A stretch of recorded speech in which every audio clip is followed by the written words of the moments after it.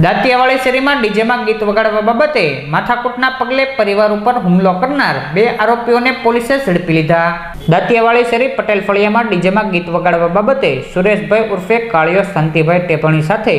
જીગો તુલસીભાઈ ચૌહાણ સાથે માથાકૂટ થઈ હતી, જેની દાજ રાખી રાહુલભાઈ ઉર્ફે ભીખો તુલસીભાઈ ચૌહાણ, જીગો તુલસીભાઈ ચૌહાણ અને કનુભાઈ મકવાણાએ સુરેશભાઈ ટેપણીના પિતા, માતા અને